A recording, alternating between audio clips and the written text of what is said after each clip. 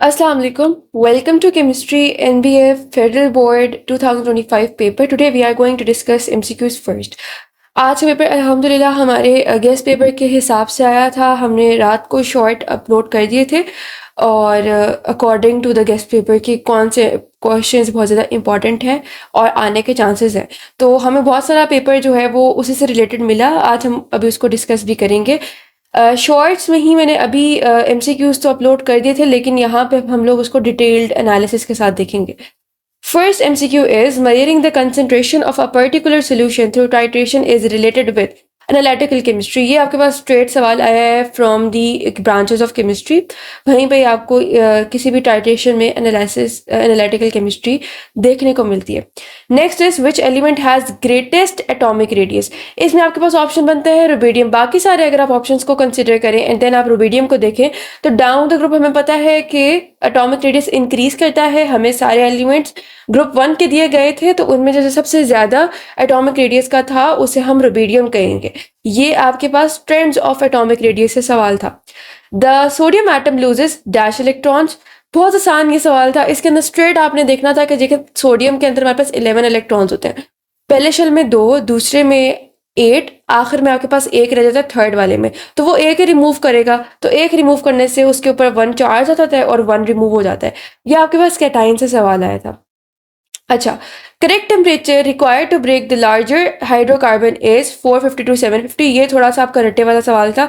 Exact आपको ये statement और यही आपको टेम्परेचर गिवन है in the hydrocarbon chapter. Oxidation number of aluminium. अच्छा, एल्यूमिनियम में हमारे पास +3 क्यों लिखा गया है? क्योंकि देखिए एल्यूमिनियम का हमारे पास एटॉमिक जो नंबर होता है वो 13 होता है. पहले शेल में 2, दूसरे में 8 एंड तीसरे में 3. बल्कि आपके पास क्वेश्चन पेपर में +3 ऊपर लिखा हुआ भी था, तो उस हिसाब से इसको हम लोगों ने +3 ऑक्सीडेशन नंबर कह दिया. Okay, next is mass of atomic number in iron 56 and 26 is. Answer आपके पास 26 बनता है. इसमें सिर्फ और सिर्फ आपको किस चीज़ की नॉलेज होनी ज़रूरी है कि हमारे पास कोई भी अगर एलिमेंट हो तो उसके टॉप राइट पर क्या होता है और टॉप और बिल्कुल बॉटम राइट पे क्या होता है. तो बॉटम राइट पर जो लिखा जाता है या बॉटम लेफ्ट पे भी आपके पास लिखा जाता है, या लाइक आपकी मर्जी है, लेकिन जो चीज़ बॉटम पे होती है इन शॉर्ट वो क्या होता है, वो एटॉमिक नंबर होता है, और जो टॉप पे होता है वो मास नंबर होता है. तो यहाँ पे 26 आयरन का एटॉमिक मास था, एटॉमिक नंबर था. Mass of 4 moles of H2 यानी हाइड्रोजन गैस इज. आसान तरीन इसका फॉर्मूला था, आपने फॉर्मूला इस्तेमाल करना था इसका. Moles is equal to mass by molar mass. Molar mass आपको इसकी H2 से पता चल रहा है कि आपके पास मोलर मास का 2 बनता है. क्यों? क्योंकि एक हाइड्रोजन का अगर 1 एटॉमिक मास है तो 2 का कितना हो जाएगा? 2 हो जाएगा. अब अगर मोल्स हमारे पास गिवन है, मोलर मास हमारे पास गिवन है और हमने मास फाइंड करना है, तो मोल्स इनटू मोलर मास हो जाएगा 4 2 8 होता है हमारे पास 8 ग्राम, जिसका आंसर था. The given element belongs to the group Cl. Chlorine की बात हो रही है. उसके में आगे इलेक्ट्रॉनिक कॉन्फ़िगरेशन दी गई है 1s2 2s2 2p5 3s2 3p5. हमें पता है कि कभी भी हम ग्रुप को कैसे फिगर आउट करते हैं. जो लास्ट पे एटॉमिक यू कैन से कि जो हमारे पास वैलेंस शेल होता है उसमें जितने एटम्स होंगे, इलेक्ट्रॉन्स होंगे, वो इलेक्ट्रॉन्स बताते हैं कि कौन से ग्रुप में बिलोंग करता है. अब इस केस में आप देखें हमारे पास जो वैलेंस ग्रुप है या वैलेंस शेल है वो कौन सा है? 3. तो उसमें इलेक्ट्रॉन्स कितने हैं? 5 + 2 7. 7 हमारे पास इसका ग्रुप बन गया. नेक्स्ट देखते हैं. Identify unsaturated hydrocarbon. आपके पास बाकी जितनी ऑप्शंस थी वो सारी की सारी सिंगल बॉन्ड के साथ थी, और आपको पता है कि जो सिंगल बॉन्ड होता है, single bond is not a unsaturated hydrocarbon. देखिए उसके अंदर तो बहुत सारे हाइड्रोजन होते हैं ना, तो जब बहुत सारे हाइड्रोजन होंगे तो ऑब्वियसली उसका क्या मतलब हुआ कि वो हमारे पास सैचुरेटेड है. एक ही आपके पास ऑप्शन थी जिसमें डबल बॉन्ड था, वही आपके पास आंसर था. General formula for carboxylic acid is RC double bond OH. ये आपके पास फंक्शनल ग्रुप से डायरेक्ट सवाल था. In which state of matter particles have most incompressibility. First of all, what is incompressibility? यानी कि जिस चीज को आप प्रेशर लगा के छोटा ना कर सकें, उसका साइज रिड्यूस ना कर सकें, उस पर प्रेशर अप्लाई ना होता, कोई भी ऐसी चीज जिससे अपना साइज रिड्यूस ना कर सके, उसको हम लोग इनकम्प्रेसिबल कहते हैं. आपके पास ऑप्शंस थे solid, liquid, gas and plasma. इन सब में से जो सबसे ज्यादा सॉलिड आंसर था वो आपके पास सॉलिड्स था. Next is which acid degenerates marble building bye acid rain. Acid rain से कौन सा ऐसा एसिड है जो कि डीजेनरेट करा देता है मार्बल बिल्डिंग्स को? या आपके पास एसिड रेन से ही डायरेक्ट सवाल है ग्लोबल वार्मिंग के बाद वाले से। अगर आप बाकी सारी ऑप्शंस को देखें तो इसके उसमें आपको सिर्फ ऑक्साइड्स दिए गए हैं, जैसे कैल्शियम कार्बोनेट दिया गया है, ठीक है। इसके अलावा नाइट्रेट भी आपको दिया गया, एक ही आपको एसिड गिवन है, वो है H2SO4 सल्फ्यूरिक एसिड। और ये आपने पढ़ा हुआ भी है कि सल्फ्यूरिक एसिड कैसे बनता है और लाइक वो सारा सीन। तो ये हमारे पास इसके एमसीक्यूज थे, बहुत आसान थे, इनमें कोई बहुत ज़्यादा एसएलओ बेस नहीं था, मतलब थे एसएलओ बेस लेकिन इतने ज़्यादा नहीं थे। अब हम चलते हैं टुवर्ड्स सब्जेक्टिव पोर्शन। ओके, अब हमारे पास यहाँ पे सब्जेक्टिव पोर्शन गिवन है और इसमें हम देखते हैं कि कौन कौन से क्वेश्चंस हमारे पास आए हुए हैं from the guest paper. First question is what is meant bye strong acid, give one example with equation. हमें पता है कि स्ट्रॉन्ग एसिड की स्ट्रेट इन्होंने डेफिनेशन मांगी हुई, सवाल बहुत आसान था, सिंपल। आपने स्ट्रॉन्ग एसिड बताना था कि जो प्रॉपर आयनाइज हो सके, ठीक है। और इसके अलावा एक एग्जांपल दे लेते विद इक्वेशन। इक्वेशन भी आपको गिवन है और एग्जांपल्स भी आपकी बुक में गिवन है। आप HCl की दे सकते थे, H2SO4 की दे सकते थे, लाइक जो आपको दिल करे, लेकिन एक एग्जाम्पल देनी थी। Draw structural formula of the following methanol and methanoic acid. Very easy question. इन दोनों को आप अगर कंपेयर करें तो मेथनॉल एक अल्कोहल होता है, तो आपने इसका बना देना था CH3OH और मेथनोइक एसिड बन जाता हमारे पास C, फिर डबल बॉन्ड O, एक तरफ OH और दूसरी तरफ सिर्फ H। इस तरह से आपके पास इसका भी स्ट्रक्चर बन जाता। Next question is give any two displacement reactions of halogen. Question book से आया हुआ है। हेलोजन्स की आप कोई से भी दो डिस्प्लेसमेंट रिएक्शन दे लेते, एक Br का दे लेते, एक क्लोरीन का दे लेते, दोनों सूटेबल थे। ये सवाल थोड़ा सा इंटरेस्टिंग है। Briefly describe the following properties of gas, density and fluidity.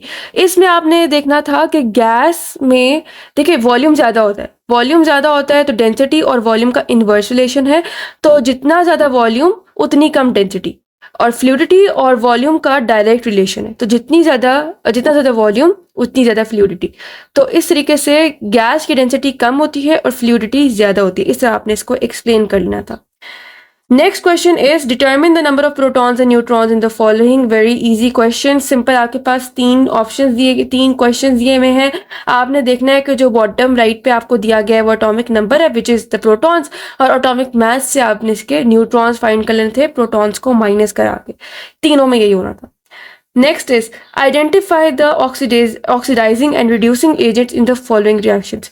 कैसे आपने इसे करना था? आपने H2S में इस सल्फर को भी उसके ऑक्सीडेशन स्टेट प्रोवाइड कर देती थी, हाइड्रोजन को भी। हाइड्रोजन की +2 हो जाती, सल्फर की -2 हो जाती, क्लोरीन की 0, फिर उसके बाद सल्फर की 0 हो जानी थी, हाइड्रोजन की +1 और क्लोरीन की -1। आपने देखना था कि क्लोरीन 0 से -1 में गया, इसलिए ये ऑक्सीडाइजिंग एजेंट हो जाएगा क्योंकि खुद को रिड्यूस कर रहा है, और सल्फर -2 से 0 पे गया, इसका मतलब है ये रिड्यूसिंग एजेंट है क्योंकि खुद ये ऑक्सीडाइज हो रहा है। नेक्स्ट क्वेश्चन देखते हैं। Right reaction of any one metal oxide with the water, identify the nature of the product. कोई से भी एक मेटल ऑक्साइड, या आप पे है कि आप जो भी यूज करें। अब मैं अगर यहाँ पे होती, मैं अगर मैग्नीशियम ऑक्साइड यूज करती तो मैं वाटर के साथ उसका रिएक्शन बनाती और फिर उसके बाद जो मेरे पास रिएक्शन से प्रोडक्ट बनती मैं उसको आइडेंटिफाई करा देती। What are the exothermic reactions? Give an example of exothermic reaction. आपने exothermic reaction की टाइप बतानी है कि exothermic reaction कौन सा होता है जिसमें एनर्जी जो है वो प्रोडक्ट में रिलीज होती है। कोई से भी एक एग्जांपल ले लेते हैं, आपकी बुक के अंदर ये भी क्वेश्चन एज इट इज मौजूद है। फिर ये एक बहुत easy question, suggest any 3 measures to control the water scarcity problem in Pakistan। और इसके बिल्कुल सामने है give chemical reactions of alkenes for complete combustion and incomplete combustion. ये बहुत इंपॉर्टेंट सवाल है। ऑक्सीजन से इसको रिएक्ट कराना था आपने एल्केन को, और आपके पास आगे फर्दर बन जाता कंप्लीट कंबशन का भी प्रोडक्ट और इनकम्प्लीट की भी। स्ट्रेट सवाल है बुक से। अच्छा, इसके बाद है right enlist 3 characteristics of the transitional elements. आपके पास तो खैर काफ़ी लिखी हुई है, उनमें से 3 लिख देते। ट्रांजिशनल एलिमेंट्स आपके पास बन जाते हैं, इनके हैवी न्यूक्लियस होते हैं और ये डिफरेंट तरीके से बिहेव करते हैं। अच्छा, इसके बाद है what is meant by NPK fertiliser, why are these fertilisers used. ये हमारे पास एक स्ट्रेट रट्टे का सवाल था, ये भी कोई कंसेप्चुअल क्वेश्चन नहीं है। Right journal formulas of the following, also give one example of each. क्या क्या दिया गया है? Alkene, alkyne and alcohol. आपने इनके जर्नल फार्मूलाज लिख लेने थे। एल्कीन का होता CnH2n, एल्काइन का CnH2n-2, अल्कोहल का CnH2nO। एक एग्जाम्पल लिख लेते, एक ही आप लिख लेते, एक इथीन, इथाइन और एथेनॉल, मतलब इथेन के हिसाब से आप लिख लेते। इसके बिल्कुल सामने है identify the group of given elements bye electronic configuration. ये तो मोस्ट एक्सपेक्टेड क्वेश्चन था। इलेक्ट्रॉनिक कॉन्फ़िगरेशन लाजमी आती होती है, ये बहुत इंपॉर्टेंट सवाल है। Potassium, oxygen and neon, very easy. इनकी आपने स्ट्रेट इलेक्ट्रॉनिक कॉन्फ़िगरेशन लिख देनी थी, इससे एक एमसीक्यू भी बना। अच्छा, write the 3 conditions required for chemical equilibrium, again very important yet very easy question, book से दिया हुआ है exact. What are carbohydrates, given it 2 examples. Carbohydrates की जो डेफिनेशन आपने पढ़ी है वो लिख देनी थी, और साथ में आपने बता देना था कि कोई सी भी आप एग्जाम्पल दे लेते हैं। अब वो आप पे है, आप जो मर्जी एग्जाम्पल इसकी ले लें। आप फ्रुक्टोस ले लें, आप स्टार्च ले लें, कुछ भी आप मतलब यूज़ कर सकते हैं, that's totally up to you. इसके बाद है हाउ अ क्लोज सिस्टम में contribute to establishment of equilibrium in reversible reaction, give one example. Very important है, वेरी इंपॉर्टेंट क्वेश्चन। इसके अंदर हमारे पास पूछा जा रहा है कि क्लोज सिस्टम की इंपॉर्टेंस क्या है। डायनामिक इक्विलिब्रियम आप इसमें सारा एक्सप्लेन कर लेते, रिवर्सिबल रिएक्शन बता देते कि फॉरवर्ड और रिवर्स रिएक्शंस बराबर होते हैं, और साथ में कोई सी भी एक एग्जांपल दे लेते। आप वो अमोनिया की दे लेते, जो हर्बर्स या प्रोसेस होता है वही दे लेते, वो भी ईजी था। इसमें 1+2 मतलब कि 2 नंबर जो थे वो आपके एग्जाम्पल के थे। अच्छा, इसके बाद इसके बिल्कुल सामने क्या सवाल है, how do the following air pollutants cause harm. ये कल मेरे गेस्ट पेपर का भी पार्ट था। कार्बन मोनोऑक्साइड एंड मीथेन, ये दोनों बहुत इंपॉर्टेंट हैं। दोनों हमारे पास प्रोड्यूस करवाते होते हैं from the burning of fossil fuels, और ये डेंजरस पोल्यूटेंट्स हैं। They were most expected. Find the molar mass of MgO। इसके बाद क्या कह रहे हैं, also find the number of moles in its 80 grams sample.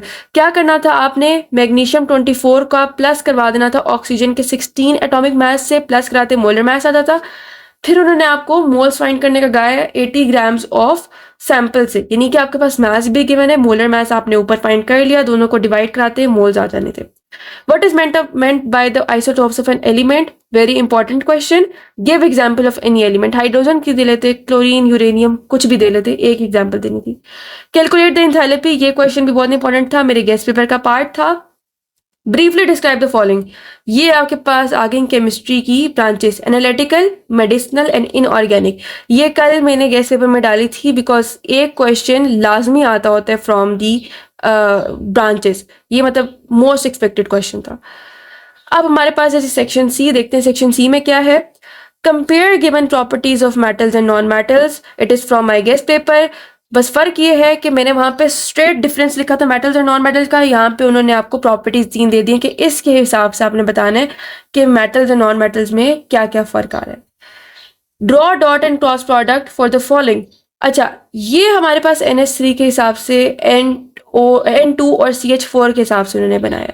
मैंने आपको सवाल दिया था कि explain the formation of NH3, तो मतलब वही चीज़ है। तो ये भी बड़ा आसान क्वेश्चन है, सिंपल आपने कोवलेंट बॉन्डिंग इसकी बता देनी थी, एक को डॉट बना देते, एक को क्रॉस बना लेते, आपके पास इसका पूरा आंसर बन जाना था।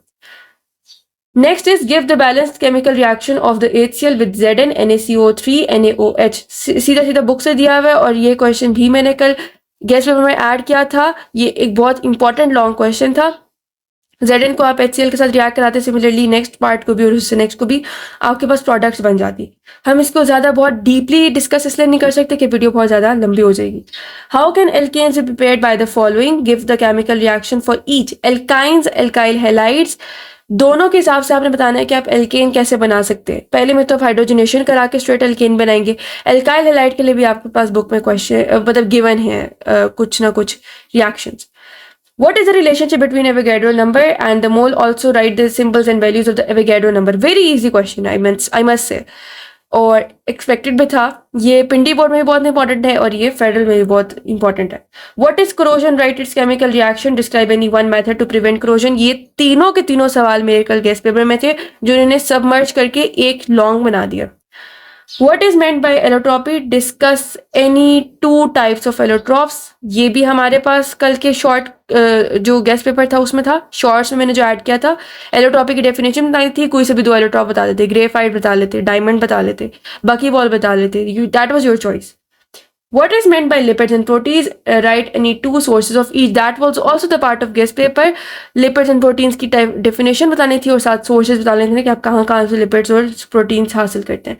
तो अल्हम्दुलिल्लाह most of the federal board paper was the part of my guest paper. The proof is in my channel. You can see the guest paper there. इंशाल्लाह अब हम नेक्स्ट वीडियो में मिलते हैं. टिल देन अल्लाह हाफिज़.